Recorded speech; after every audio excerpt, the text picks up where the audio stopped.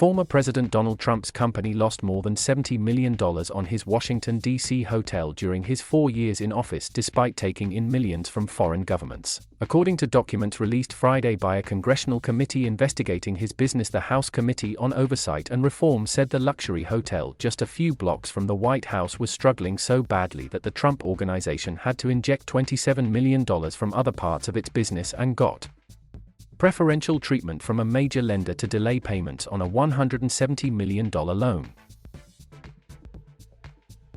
The committee said the losses came despite an estimated $3.7 million in revenue from foreign governments, business that ethics experts say Trump should have refused because it posed conflicts of interest with his role as president. The Trump Organization said in a statement that the findings of the Democrat-led committee were misleading and false, and it did not receive any special treatment from a lender.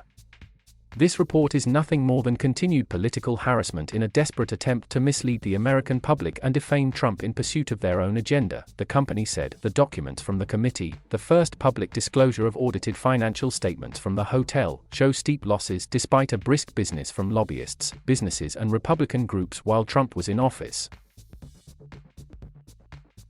The alleged loan delay by Deutsche Bank to the president was an undisclosed preferential treatment that should have been reported by the president because the bank has substantial business in the U.S., the committee said in a letter to the General Services Administration, the federal agency overseeing the hotel. The hotel is leased by the federal government to the Trump Organization. The documents raise new and troubling questions about former President Trump's lease with GSA and the agency's ability to manage the former president's conflicts of interest during his term in office when he was effectively on both sides of the contract, as landlord and tenant. The committee's Democratic co-chairs, Carolyn Maloney of New York and Gerald Connolly of Virginia, wrote in their letter.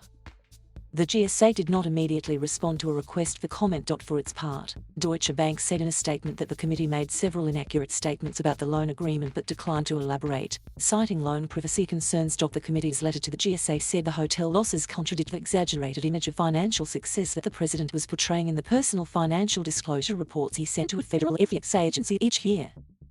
But those reports require only revenue to be disclosed, not profits, an apples to oranges comparison that one of Trump's sons seized upon in a tweet blasting the committee. Please learn the difference between gross revenue and net profit before writing us long letters, Eric Trump wrote, calling the committee incompetent.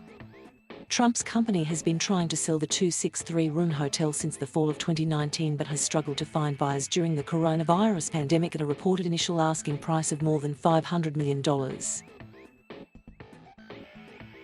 The head of government ethics watchdog Crew said the losses shed new light on Trump's refusal to ban foreign governments from patronizing his business. The only lifeline was the corrupt business coming from people and organizations and government seeking to influence him, said Noah Bookbinder, president of Citizens for Responsibility and Ethics in Washington. His use of the presidency to get business was absolutely essential to stemming the flow of losses. To allay concerns about conflict of interest, Trump promised to send payments to the U.S. Treasury on foreign government earnings from his business annually. The committee said the Washington hotel payments under this deal totaled more than $350,000 in the first 3 years of his presidency. Critics of the voluntary deal say Trump's definition of earnings is unclear and gave the president plenty of room to lowball the figure. Thank you for watching. Please subscribe.